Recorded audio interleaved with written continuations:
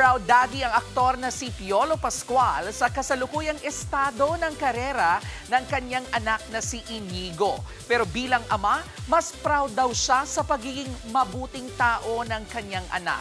Nasa frontline ng balitang yan, si MJ Marfort. Finally, nagtagpo rin ang schedules ng mag-ama na sina Piolo Pascual at The Good Doctor star Inigo Pascual. Ang mag-daddy dashing in their suits na dumalo sa film and fashion event ng Megaball 2026. Proud si Papa P dahil booked and busy ang anak sa Pilipinas. Bago kasi tanggapin ni Inigo ang The Good Doctor sa TV5. Naging parte rin siya ng Hollywood series na Monarch kung saan nakasama niya si Susan Sarandon. Biro ni Piolo. Oo sa pilitan yan. Bakit? Fashion choice. Wala lang. Yung trabaho ka, punta kang Pilipinas, ito ka lang.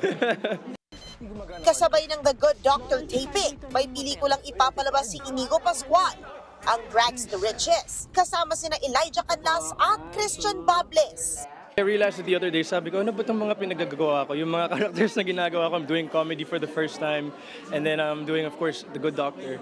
So, good challenge. Total performer nga kung ituring si Inigo na bukod sa pag-arte ay talented din sa pagkanta at pagsayaw.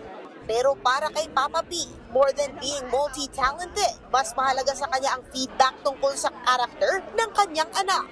Natural sa kanya yung pagiging mabait sa harap ng ibang tao. So, a lot of people would tell me, ang ganda ng attitude ng bata, ang ganda ng personality. It's music to my ears. Parang hindi ko na kailangan ituro sa kanya. He saw it growing up, and now he lives by it. This coming weekend na ang Father's Day at nasenti nga si Papa P nang gunitain kung gaano ka-sweet si Inigo sa kanya. Growing up, he would make me personalized Father's Day cards, like big ones, nasa illustration board, like handwritten, colored and everything, personalized. So I kept all of those. Yeah. Wow. No, wala na siyang time. May time siya magsulat ng kanta. Yeah, I made you a rug. Paalis para sa isang show abroad si Piolo at abala naman sa taping ng The Good Doctor si Inigo. Pero hahanap daw sila ng oras para makapag-celebrate ng Father's Day. Nagbabalita mula sa Frontline, MJ Marfori, News 5. Mga kapatid, Jervy Wrightson po. Eto na nga.